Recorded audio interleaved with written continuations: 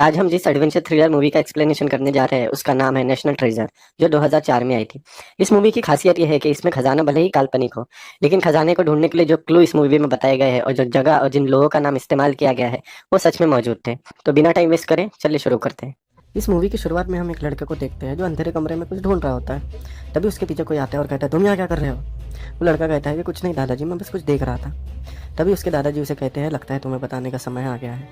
उसके दादाजी उसे बताते हैं कि रोमन और पिरामिड के समय का एक बहुत बड़ा खजाना है जो अचानक ही गायब हो गया। फिर कुछ हज़ारों सालों बाद उसे टेम्पल ऑफ सोलोमन के मंदिर के तहखाने से ढूंढा गया। जिन लोगों ने उस खजाने को ढूंढा था, जब उन लोगों ने उसे देखा तो उन्हें एहसास हुआ कि ये खजाना एक इंसान और एक पूरे देश के लिए भी बहुत बड़ा है। तो उन लोगों ने वही अपनी एक सीक्रेट संस्था बनाई और कसम खाई कि वो सब इस खजाने की रक्षा करेंगे। फिर 100 सालों बाद उसे तस्करी करके यूरोप लाया गया। फिर 2000 सालों तक वो छुपा रहा। जब इंग्लैंड पूरे यूरोप और अमेरिका पे कब्जा कर रहा था तो उस खजाने को बचाने के लिए उसे फिर से छुपाया गया और उसे ढूंढने के लिए सुराग छोड़े गए। चार्ल्स कैरोल जब अपनी ज़िंदगी के आखिरी समय में थे वो प्रेसिडेंट से मिलने व्हाइट हाउस पहुंचे, लेकिन वो प्रेसिडेंट से मिल नहीं पाए क्योंकि प्रेसिडेंट उस समय कहीं गए हुए थे। तो उनके साथ जो मौजूद था उन्होंने वो सुराग उसे ही दे दिया। वो थे थॉमस गेट्स, मेरे दादाजी के दादाजी। उस सुराग पे लिखा था शार्लेट। ये बोलने के बाद ही चार्ल्स कैरोल गुजर गए। शार्लेट का मतलब चार्ल्स कैरोल को भी नहीं पता था। उसके दादाजी $100 का नोट निकाल के दिखाते हैं कि ये आग और अधूरा पिरामिड ये उस समय के उस सीक्रेट संस्था का सिंबल हुआ करता था और ये सुराग है कि खजाना सच में मौजूद है। तभी उसके पीछे वो लड़के का बाप आ जाता है और कहता है ये सब बकवास है। इस खानदान ने 5 पीढ़ियां लगाई उस खजाने को ढूंढने में, उनके हाथ कुछ नहीं लगा, बस दुनिया भर में उनका मजाक बना। ये खजाना असलियत में नहीं है और अपने बेटे को चलने का कहकर वहाँ से चला जाता है। तब वो लड़का अपने दादाजी के सामने कसम खाता है कि वो उस खजाने को ढूंढ के निकालेगा। फिर मूवी प्रेजेंट डे में आती है। हम नॉर्थ आर्टिक सर्कल में 2 गाड़ियों को कहीं जाते हुए देखते हैं। उस गाड़ी में होता है बेन, उसका दोस्त रैली और उसका पार्टनर इयान। बेन रैली से पूछता है कि हम पहुंच गए, तो रैली कंप्यूटर में देख के कहता है हाँ हम पहुंच गए। फिर वो सब वहाँ से उतर के मेटल डिटेक्टर से कुछ ढूंढने लगते हैं। तभी बेन को कुछ मिलता है। बेन तुरंत ही वहाँ की बर्फ़ हटाता है तो उसे वहाँ लिखा मिलता है शार्लेट। फिर वहाँ की बर्फ़ हटाई जाती है तो हमें पता चलता है कि शार्लेट नाम का एक शिप है। फिर वो सब उस शिप के अंदर जाते हैं तो वहाँ बहुत सारे बैरल्स दिखाई देते हैं, लेकिन बैरल में सिर्फ बारूद भरा होता है। तभी बेन को एक सिपाही बैरल को पकड़े हुए दिखता है। बेन तुरंत ही वो बैरल निकालता है, उसे खोलता है तो उसके अंदर एक बॉक्स होता है। बॉक्स खोलने पर बेन को उसमें एक बहुत ही यूनिक पाइप दिखाई देता है। बेन के ध्यान से देखने पर उसे पाइप की नली पे कुछ लिखा हुआ मिलता है। बेन तुरंत ही अपना हाथ काटकर उसके ऊपर अपना खून लगाता है और उसे पेपर पर रोल करता है तो उसमें से एक पहेली निकलती है। बेन तुरंत ही उस पहेली को सुलझाना शुरू करता है। तो उस पहेली का हल होता है कि डिक्लेरेशन ऑफ इंडिपेंडेंस के पीछे एक अदृश्य नक्शा मौजूद है। तो इयान कहता है हमें उसे देखना पड़ेगा। तो बेन कहता है वो हमारी एक ऐतिहासिक धरोहर है, कोई भी हमें उसके ऊपर ऐसे ही केमिकल टेस्ट करने थोड़ी दे देगा। तो इयान कहता है ठीक है, फिर हम उसे चुरा लेंगे और बेन को भी अपना साथ देने के लिए कहता है, लेकिन बेन कहता है मैं तुम्हें उसे चुराने नहीं दूंगा। तो इयान बेन के ऊपर गन तान देता है। तो बेन कहता है तुम मुझे नहीं मार सकते, डिक्लेरेशन ऑफ इंडिपेंडेंस के अलावा भी बहुत सारी जानकारी है जो तुम्हारे पास नहीं सिर्फ मेरे पास है। तो इयान रैली की तरफ गन तान देता है और कहता है वो जानकारी मुझे बताओ वरना मैं तुम्हारे दोस्त को मार दूंगा। तो वैसे ही बेन एक फ्लेयर निकालता है और बेन को कहता है देखो तुम कहाँ खड़े हो। वो सब बारूद पे खड़े होते हैं। तो इयान कहता है इसके बुझने के बाद तुम क्या करोगे, वो जानकारी मुझे बताओ। बेन वो फ्लेयर सीधे इयान की तरफ फेंकता है। इयान उसे कैच कर लेता है, लेकिन जैसे वो कैच करता है उसके हाथ में आग लग जाती है क्योंकि थोड़ी देर पहले ही उसने बारूद उठाया था। इयान उन दोनों को वही बंद करके बाहर निकल जाता है। बेन तुरंत ही वहाँ कुछ देखने लगता है तो उसे एक सीक्रेट दरवाजा मिलता है। बेन रैली को लेकर तुरंत ही उस दरवाजे के अंदर चले जाता है। वो दरवाजा उन्हें शिप के और नीचे ले जाती है। इयान जैसे ही शिप से बाहर निकलता है तो शिप में एक बहुत जोरदार ब्लास्ट होता है। इयान को लगता है कि बेन और रैली मारे गए और वहाँ से वो चले जाता है, लेकिन थोड़ी ही देर बाद हम बेन और रैली को शिप से बाहर आते हुए देखते हैं। मूवी के अगले सीन में हम बेन और रैली को एफबीआई बिल्डिंग से बाहर निकलते हुए देखते हैं। एफबीआई वालों ने भी उनके यकीन नहीं किया कि डिक्लेरेशन ऑफ इंडिपेंडेंस को चुराया जा सकता है। फिर वो उस म्यूजियम में जाते हैं जहाँ पे डिक्लेरेशन ऑफ इंडिपेंडेंस रखा हुआ है। मैनेजर का वेट करते वक्त बेन को एक इन्विटेशन कार्ड दिखता है। फिर वो मैनेजर से मिलने जाते हैं तो मैनेजर होती है हमारी मूवी की heroine doctor Chase. Doctor Chase के कैबिन में एक सिक्कों का कलेक्शन होता है। बेन वो कलेक्शन देख के कहता है ये कलेक्शन तो अच्छा है, लेकिन इसमें एक सिक्का कम है, वो मेरे पास है। तो डॉक्टर चेस कहती है फिर तो आप खुशकिस्मत है। बेन डॉक्टर चेस को कहता है कि डिक्लेरेशन ऑफ इंडिपेंडेंस को कोई चोरी करने वाला है। तो डॉक्टर चेस कहती है उसे कोई क्यों चुराएगा। तो बेन कहता है कि उसके पीछे एक नक्शा है। तो डॉक्टर चेस कहती है मैंने उसे खुद देखा है, उसके पीछे कोई नक्शा नहीं। तो बेन कहता है वो अदृश्य है। तो ये सुनकर डॉक्टर चेस उनका मजाक बनाने लगती है। तो बेन और रैली वहाँ से चले जाते हैं। म्यूजियम से बाहर निकलने के बाद बेन रैली से कहता है कि इयान से बचाने के लिए हमें ही उसे चुराना पड़ेगा। तो रैली कहता है कि उसे चुराना इतना आसान नहीं है। डिक्लेरेशन ऑफ इंडिपेंडेंस सीसीटीवी कैमरों के बीच एक 1 इंच बुलेट प्रूफ ग्लास के नीचे है। वहाँ पे सेंसर लगे हुए हैं। अगर से सेंसर में थोड़ी सी भी गर्मी बढ़ी तो डिक्लेरेशन ऑफ इंडिपेंडेंस फ्रेम के साथ सीधा लॉकर में चले जाता है। तो बेन उसे बताता है कि म्यूजियम के नीचे क्लीनिंग रूम है और मुझे डॉक्टर चेस का वेट करते वक्त ये इन्विटेशन कार्ड मिला। एक हफ्ते बाद इस म्यूजियम की 70वीं एनिवर्सरी है। एनिवर्सरी की शाम जब पूरे गार्ड मेहमानों के ऊपर ध्यान रख रहे होंगे तब क्लीनिंग रूम में कोई नहीं होगा। तब हम उसे वहाँ से चुरा सकते हैं। तो ये सुनकर रेली भी बेन का साथ देने के लिए मान जाता है। फिर हम उन दोनों को तैयारी करते हुए देखते हैं। रेली म्यूजियम के सामने वाले सबवे से होकर म्यूजियम के ठीक नीचे चले जाता है और वहाँ पे वो केबलों से छेड़छाड़ करके म्यूजियम के क्लीनिंग रूम के सीसीटीवी कैमरों का एक्सेस हासिल कर लेता है। रेली के पास एक लेजर लाइट भी होता है जो एक जगह पॉइंट करने पर हीट प्रोड्यूस करता है। बेन म्यूजियम के क्लीनिंग स्टाफ की एक बंदे के आई कार्ड की फोटो खींचकर उसकी फोटो हटाकर अपनी फोटो लगा देता है। वही हम इयान को देखते हैं। इयान भी अपनी तैयारी कर रहा होता है डिक्लेरेशन ऑफ इंडिपेंडेंस को चुराने की। फिर बेन एक केमिकल में एक सिक्के को डुबाकर वो सिक्का डॉक्टर चेस को भेज देता है। डॉक्टर चेस को वो कॉइन मिलता है तो वो देखकर बहुत खुश होती है कि उसका कलेक्शन पूरा हो गया। वैसे ही रेली म्यूजियम में जाता है और डिक्लेरेशन ऑफ इंडिपेंडेंस के सेंसर पे और लेजर लाइट पॉइंट करता है, जिससे सेंसर एक्टिवेट हो जाते हैं और डिक्लेरेशन ऑफ इंडिपेंडेंस सीधा लॉकर में चले जाता है। वैसे डॉक्टर चेस को इमरजेंसी कॉल आता है कि वो क्लीनिंग रूम में आए। तो क्लीनिंग रूम में जाने के लिए एक लिफ्ट का इस्तेमाल होता है जो डॉक्टर चेस के थंब से एक्सेस होती है। फिर वो क्लीनिंग रूम के सामने जाती है और क्लीनिंग रूम का दरवाजा खोलने के लिए एक कीबोर्ड पे पासवर्ड टाइप करना पड़ता है। वो पासवर्ड टाइप करती है और अंदर चले जाती है और वहाँ के लोगों को बोलती है कि आज रात इसे यही रखें। ये सब एनिवर्सरी वाले दिन ही होता है। फिर एनिवर्सरी की शाम आती है। बेन और रेली बाहर वैन में आते हैं। बेन क्लीनिंग स्टाफ की यूनिफॉर्म और आई कार्ड यूज करके म्यूजियम के अंदर चले जाता है। फिर वो वॉशरूम में जाके अपने कपड़े चेंज करता है, जाके डॉक्टर चेस से मिलता है। डॉक्टर चेस को वो एक ड्रिंक का ग्लास ऑफर करता है और फिर अजीब बातें करके वो ग्लास लेके वहाँ से निकल जाता है। वैसे हम इयान को देखते हैं। इयान भी गडर के रास्ते से क्लीनिंग रूम में जाने की कोशिश कर रहा होता है। फिर बेन वो ग्लास को लेकर वॉशरूम में जाता है। वॉशरूम में जाकर वो एक प्लास्टिक में उसे रखकर उसमें केमिकल डालकर उसे थोड़ी देर के लिए छोड़ देता है। कुछ ही सेकंड में हम देखते हैं कि ग्लास के ऊपर डॉक्टर चेस की उंगलियों के निशान आ जाते हैं। फिर बेन डॉक्टर चेस के थंब को अपने थंब पे कॉपी करता है और उस लिफ्ट की तरफ जाता है और उस लिफ्ट को एक्सेस कर लेता है। बेन के लिफ्ट में जाने के बाद रेली क्लीनिंग रूम के सीसीटीवी कैमरों में रिवर्स वीडियो चलाना शुरू कर देता है। बेन क्लीनिंग रूम के दरवाजे के बाहर आते हैं और उस कीबोर्ड पे एक पेन टॉर्च से रोशनी डालता है, जिससे उसके ऊपर डॉक्टर चेस की उंगलियों के निशान दिखने लगते हैं। दरअसल बेन ने जो सिक्का डॉक्टर चेस को भेजा था उसमें वो केमिकल लगा था, जिसकी वजह से पूरे उसकी उंगलियों के निशान उस कीबोर्ड पे दिखने लगते हैं। फिर बेन और रेली वो पासवर्ड क्रैक करते हैं और बेन अंदर जाता है और डिक्लेरेशन ऑफ इंडिपेंडेंस की फ्रेम खोलने लगता है। तभी इयान सीसीटीवी कैमरों का वायर काट देता है। तो रेली बेन को तुरंत बताता है कि उसके पास सीसीटीवी कैमरों का एक्सेस छोड़ गया। तो बेन समझ जाता है कि इयान यहाँ पहुंच गया है। तो बेन वो फ्रेम के साथ ही डिक्लेरेशन ऑफ इंडिपेंडेंस को ले जाने लगता है। तभी सामने के दरवाजे से इयान हो जाता है। बेन को वहाँ देख के पहले तो इयान हैरान होता है कि जिंदा कैसे है, लेकिन डिक्लेरेशन ऑफ इंडिपेंडेंस बेन के हाथ में देखकर वो उसके ऊपर गोली चला देता है। लेकिन बेन डिक्लेरेशन ऑफ इंडिपेंडेंस के बुलेट प्रूफ फ्रेम से बच जाता है और सीधा लिफ्ट में चले जाता है। बेन लिफ्ट में ही उसे खोलकर डिक्लेरेशन ऑफ इंडिपेंडेंस को अपने पास रख लेता है, ऊपर बाहर आ जाता है। वो डॉक्टर चेस से बचते हुए एक स्टोर में चले जाता है और स्टोर से निकलते वक्त कैशियर उसे बोलती है तुम इसे चुरा रहे हो।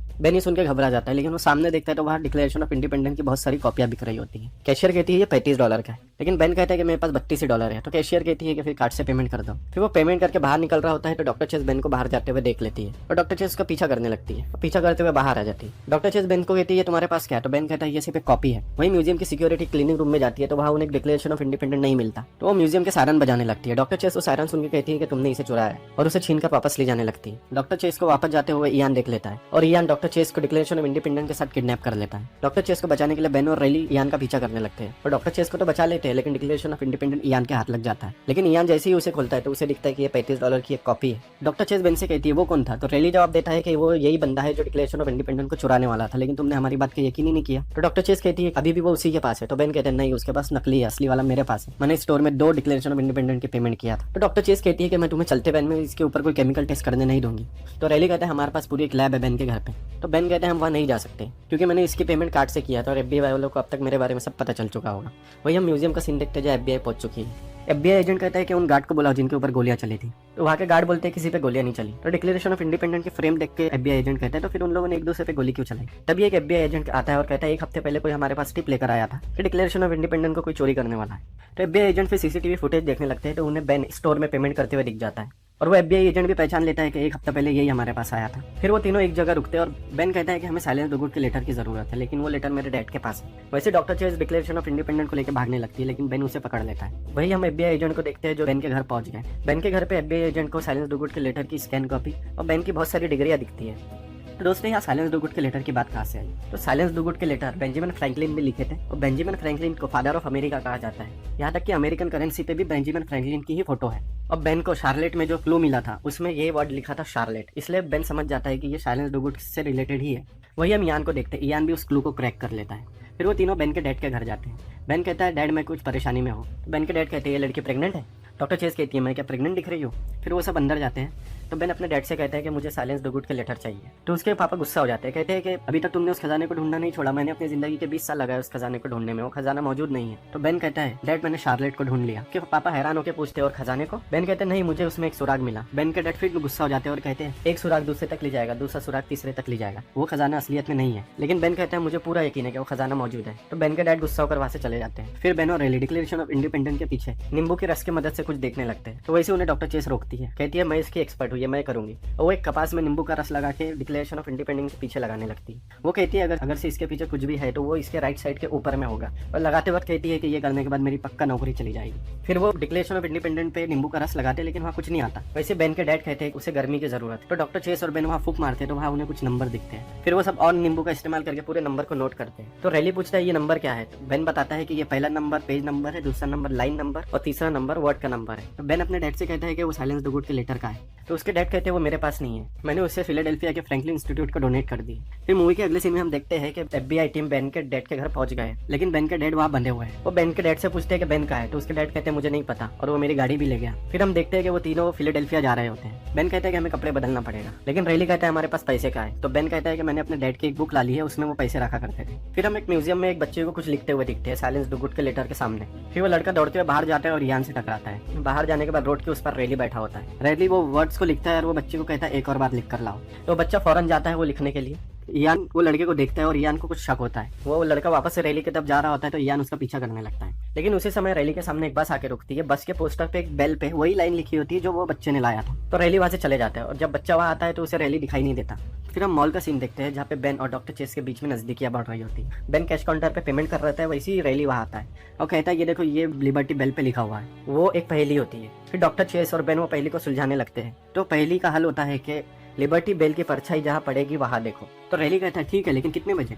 बेन कुछ सोचने लगता है और उसे याद आता है। वो कैशियर को कहता है कि जो मैंने आपको $100 का नोट दिया वो दिखाइए। नोट के पीछे क्लॉक टावर बना हुआ होता है। बेन कहता है कि बेंजामिन फ्रैंकलिन के दोस्त ने ये नोट डिजाइन किया था। फिर वो नोट के पीछे वाले क्लॉक टावर को बॉर्डर की मदद से जूम करके देखता है, तो उसमें बजे होते हैं 2:22। बेन कहता है अभी कितना टाइम हुआ है, तो अभी 3 बज रहे होते हैं। तो बेन कहता है हम लेट हो गए। तभी रैली कहता है नहीं हम लेट नहीं हुए, तुम्हें नहीं पता कि टाइम को World War II के बाद फिर से रिसेट किया गया था। अगर से इस समय 3 बज रहे हैं तो उस समय 2 बज रहे होंगे। तो वैसे वो क्लॉक टावर की तरफ निकल जाते हैं। वही हम यान को देखते हैं। यान उस बच्चे से मिलता है और उस बच्चे को कहता है तुमने उसे क्या दिया? तो बच्चा कहता है मुझे याद नहीं। तो वो कहता है तुम जो आखिरी में देने वाले थे वो मुझे दे दो। वो उसे पैसे देके वो नोट ले लेता है। फिर उसमें जो वर्ड लिखा होता है वो इंटरनेट पे सर्च करता है, तो उससे भी पता चल जाता है कि ये वर्ड लिबर्टी बेल पे लिखा हुआ है। वैसे ही वो तीनों लिबर्टी बेल की तरफ जाते हैं। क्लॉक टावर पे चढ़ के 2:22 पे वो परछाई देखते हैं। वो परछाई एक दीवार पे जा रही होती है। बेन डॉक्टर चेस और रैली को कहता है कि तुम मेरा हॉल में वेट करो, और वो वहां जाता है। उस दीवार पे एक ईंट होती है जिसके ऊपर एक निशान बना होता है। बेन तुरंत ही वो ईंट को निकालता है, तो उसके अंदर उसे एक चश्मा मिलता है। फिर बेन डॉक्टर चेस और रैली से मिलता है। वो चश्मा पहन के डिक्लेरेशन ऑफ इंडिपेंडेंस के पीछे देखता है, तो वहाँ लिखा होता है here at the wall. Here पे 2 ई लगे होते हैं। वैसे ही रैली खिड़की से बाहर देखता है और कहता है कि लगता है इयान पहुंच गया। तो बेन कहता है कि इयान से बचाने के लिए हमें अलग अलग होना पड़ेगा। वो डिक्लेरेशन ऑफ इंडिपेंडेंस का खाली बॉक्स अपने पास रख लेता है और वो चश्मा अपने पास रख लेता है, और declaration of independence doctor Chase और रैली को देकर निकल जाता है। और थोड़ी देर बाद रैली और डॉक्टर चेस भी निकलती है, लेकिन उन तीनों को निकलते हुए इयान देख लेता है। फिर 2 लोग बेन के पीछे और 2 लोग डॉक्टर चेस और रैली के पीछे भेज देता है। बेन एक बंदे को मारकर और एक को चकमा देकर उनसे बच जाता है, लेकिन डॉक्टर चेस भागते हुए एक साइकिलिस्ट से टकरा जाती है और उससे डिक्लेरेशन ऑफ इंडिपेंडेंस गिर जाता है, जिसे इयान उठा लेता है। डॉक्टर चेस बेन को फोन करके बताती है कि डिक्लेरेशन ऑफ इंडिपेंडेंस इयान के पास है। तो बेन कहता है कि गाड़ी के पास आओ, लेकिन बेन जैसे गाड़ी के पास आता है तो उसे FBI पकड़ लेती है। ये देखकर डॉक्टर चेस और रैली वहां से निकल जाते हैं। फिर FBI एजेंट बेन से पूछताछ कर रहा होता है कि डिक्लेरेशन ऑफ इंडिपेंडेंस कहाँ है, तो वो बताता है कि वो इयान के पास है। जब FBI एजेंट उस चश्मे का कांच ऊपर नीचे कर रहा होता है, तो बेन को समझ में आता है कि डिक्लेरेशन ऑफ इंडिपेंडेंस के पीछे और भी कुछ है। वैसे ही बेन के मोबाइल पे फोन आता है। बेन जैसे फोन उठाता है तो उसके पीछे इयान होता है। इयान कहता है कि डेक पे आओ, वो चश्मा लेकर आओ, और कहता है कि हाँ मुझे वो चश्मे के बारे में पता है और अपने FBI टीम को मत लेकर आना। फिर हम डेक का सीन देखते हैं। वहाँ पे बहुत सारे FBI एजेंट सिविल ड्रेस में होते हैं और बेन के कान में माइक्रोफोन लगा होता है। तभी इयान का एक आदमी एक मशीन का यूज कर बेन के माइक्रोफोन में डिस्टर्बेंस पैदा करता है, और ठीक उसी समय उनके ऊपर एक हेलीकॉप्टर मंडराने लगता है। तभी बेन के बाजू में एक आदमी आता है और कहता है कि तुम्हारा दोस्त हमारे पास है और तुम कोने से जाके नदी में कूद जाओ। बेन वैसे ही करता है, वो कोने में जाता है और नदी में कूद जाता है। और वो पानी के अंदर जैसे ही जाता है तो वहाँ एक डाइवर मौजूद होता है। वो डाइवर उसे ऑक्सीजन मास्क लगा के एक मशीन के थ्रू दूसरे किनारे पे निकालता है, और FBI टीम उसे वही ढूंढते रह जाती है। बेन दूसरी तरफ से निकल के उन्हें कहता है कि मेरे दोस्त कहाँ है। वैसे ही वो उसे एक फोन देते हैं। फोन की दूसरी तरफ डॉक्टर चेस होती है। डॉक्टर चेस कहती है कि तुम्हें बचाने के लिए हमने इयान से एक सौदा किया है कि हम उसे खजाना दे देंगे। बेन पूछता है तुम लोग कहाँ हो, तो डॉक्टर चेस कहती है हम वॉल स्ट्रीट के सामने वाले एक रेस्टोरेंट में है, और ठीक हमारे सामने इयान खड़ा है तुम्हारा इंतजार करते हुए। फिर बेन इयान के सामने जाता है, लेकिन गाड़ी से उतरते वक्त बेन को एक फ्लैग दिखता है। इयान उसे शार्लेट में मिला हुआ पाइप और डिक्लेरेशन ऑफ इंडिपेंडेंस दे देता है और कहता है कि बताओ मेरा खजाना कहाँ है। तो बेन कहते हैं बिल्कुल यही है, ये वॉल स्ट्रीट है। वॉल स्ट्रीट उस असली दीवार की जगह बनी है जिस दीवार को अंग्रेजों को दूर रखने के लिए बनाया गया था। उसका मेन गेट जिस गली में खुलता था उसका नाम था दी हियर। बाद में दी हियर का नाम बदलकर ब्रॉडवे रख दिया गया। तो यही है खजाना, wall street, the here, wall street, Broadway. ढूंढ लो।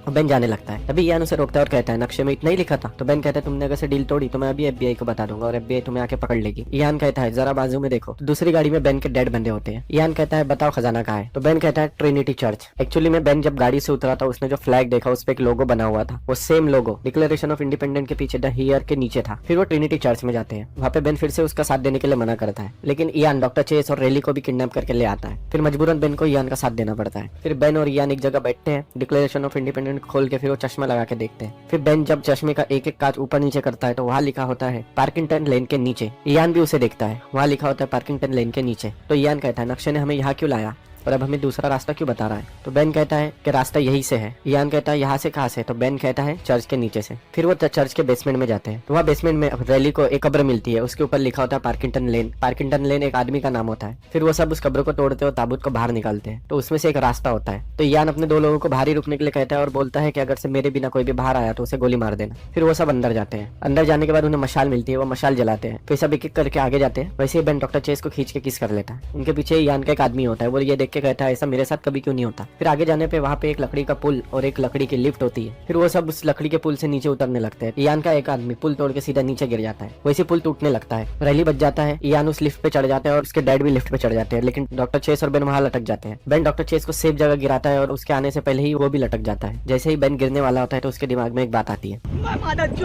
जो इसमें आया। फिर बेन के डैड और इयान उसकी तरफ एक रस्सी फेंकते हैं। वो रस्सी पकड़ के बेन बच जाता है और डॉक्टर चेस की तरफ जाता है और डॉक्टर चेस को कहता है सॉरी मैंने तुम्हें नीचे गिरा दिया। तो डॉक्टर चेस कहते कोई बात नहीं, मैं भी होती तो यही करती। तो बेन कहता है सच में। वहाँ से रैली आता है और कहता है मैं होता तो तुम दोनों को ही नीचे गिरा देता। फिर वो सब लिफ्ट में चढ़ते हैं और लिफ्ट धीरे धीरे नीचे जाती है। तो वहाँ उन्हें एक रास्ता दिखता है। फिर वो रास्ते के अंदर जाते हैं तो वहाँ बस एक गोल कमरा होता है और वहाँ एक बस एक लालटेन होती है। तो रैली पूछता खजाना कहाँ है। तो बेन गुस्सा हो जाता है और बोलता है कि वो खजाने को यहाँ से लेके गए, कोई खजाना नहीं है, ये आखिरी क्लू था और कुछ भी नहीं है। तो इयान वहाँ से अपने आदमी के साथ जाने लगता है। तो बेन कहता है कहाँ जा रहे हो, हमें भी लेके जाओ। इयान कहता है कोई ना कोई क्लू जरूर होगा जो तुम मुझसे छुपा रहे हो, बताओ वरना मैं तुम्हें यही गोली मार दूंगा। तो वैसे बेन के डैड उसे क्लू बताना शुरू करते हैं, लेकिन बेन कहता है मत बताना। लेकिन बेन के डैड कहते हैं कि बताना पड़ेगा। बेन के डैड बताते हैं वो जो लालटेन है वो क्लू है। तो इयान कहता है इसका क्या मतलब है। तो बेन कहता है इसका मतलब है बॉस्टन। बेन के डैड बताते हैं बॉस्टन के ओल्ड नॉर्थ चर्च पे जब भी अंग्रेज लोग आने वाले होते थे तो लालटेन लटकाई जाती थी। अगर से अंग्रेज पानी के रास्ते से आने वाले होते थे 2 लालटेन लटकाई जाती थी। अगर अंग्रेज जमीन के रास्ते से आ रहे होते थे तो 1 लालटेन लटकाई जाती थी। इसका मतलब है बॉस्टन का ओल्ड नॉर्थ चर्च। ये सुन के इयान वहाँ से जाने लगता है। तो बेन के डैड कहते हैं अब तो तुम्हें हमें साथ में ले जाना चाहिए। तो बेन कहता है क्यों, तुम फिर से बॉस्टन पहुंच जाओगे। तो बेन कहता है अगर से वहाँ कोई और सुराग मिला तो, अगर से हम झूठ बोल रहे हो तो इयान कहता है फिर तो मुझे पता है कि तुम्हें कहाँ ढूंढना है और वो वहाँ से चला जाता है। जैसे ही इयान वहाँ से जाता है तो बेन और उसके डैड दौड़कर वो कमरे में वापस आते हैं और वहाँ कुछ ढूंढने लगते हैं। तो डॉक्टर चेस कहती है कि बॉस्टन के ओल्ड नॉर्थ चर्च पे कभी 2 लालटेन लटकाई ही नहीं गई, वहाँ पे हमेशा एक ही लालटेन लटकाई जाती थी। तो बेन के डैड कहते हैं इयान को एक और सुराग चाहिए था, हमने वो उसे दे दिया। रेली कहता है वो सुराग नकली था, लेकिन जब इयान को पता चलेगा हमने नकली सुराग दिया है तो वो यहाँ पे वापस आएगा और हम यही फंसे होंगे और वो हमें गोली मार देगा। तो बेन कहता है यहाँ कोई नहीं मरेगा, यहाँ से बाहर जाने का रास्ता है। एक दीवार पे एक आग बनी होती है और उसके नीचे एक बटन होती है। बेन कहता है यहाँ से बाहर जाने का रास्ता है खजाने के कमरे से होकर। और बेन जैसे ही वो बटन प्रेस करता है तो वहाँ की दीवार खसक जाती है। बेन और उसके डैड वो दीवार को हटाते हैं और कमरे के अंदर जाते हैं। जैसे ही वो सब उस दरवाजे से अंदर जाते हैं तो वहाँ पे कुछ नहीं होता, वो कमरा एकदम खाली होता है। तो बेन वहाँ निराश हो जाता है। तो बेन के डैड कहते हैं निराश ना हो, तुमने ये कमरा ढूंढ के निकाला, किसी को पता नहीं था कि ये कमरा भी मौजूद है। अगर से कमरा है तो खजाना भी मौजूद होगा, तुमने हमारे खानदान का नाम रोशन किया है। तो बेन कहता है कि मुझे लगा था मैं खजाना ढूंढ लूंगा। तो बेन के डैड कहते हैं ठीक है हम वो खजाने को ढूंढना जारी रखेंगे। डॉक्टर चेज कहती है मैं भी तुम्हारा साथ दूंगी। वैसे रेली कहता है वो सब तो ठीक है लेकिन हम बाहर कैसे निकलेंगे, यहाँ से बाहर जाने का रास्ता कहाँ है। तो बेन कहता है बाहर जाने का रास्ता तो नहीं पता, लेकिन जिन लोगों ने इसे बनाया था उन लोगों ने हवा आने के लिए कोई ना कोई रास्ता जरूर बनाया होगा ताकि वो सब सांस ले सके। और बेन वहाँ वो रास्ता ढूंढने लगता है। तभी बेन को दीवार पे कुछ जानी पहचानी चीज दिखती है। तो बेन कहता है ये सब इतना सच में आसान है। बेन शार्लेट में मिला हुआ पाइप निकालता है और उस जगह पे लगाता है और उसकी नली नीचे लगाकर उसे ऊपर घुमाता है। जैसे ही वो उसे ऊपर घुमाता है तो बाजू का एक दरवाजा खुल जाता है। वो सब उस दरवाजे के अंदर जाते हैं तो वहाँ पे बहुत सारी मूर्ति और डॉक्यूमेंट्स होते हैं। वहाँ पे बेन को कुछ बारूद दिखता है, वो बारूद जलाता है, वैसे ही आग जलने लगती है और जैसे आग जलती है तो हमें वहाँ खजाना दिखता है। वो सब उस खजाने को देखकर बहुत खुश होते हैं, लेकिन रैली रो रहा होता है। डॉक्टर चेज कहते हैं तुम रो रहे हो रेली। तो रैली कहता है वहाँ बाहर जाने का रास्ता है। फिर वो सब वहाँ से बाहर निकलते हैं और FBI को बुलाते हैं। FBI एजेंट आता है, बेन उसे डिक्लेरेशन ऑफ इंडिपेंडेंस देता है। तो FBI एजेंट कहता है तुम अपने सौदे की चीज मुझे दे रहे हो।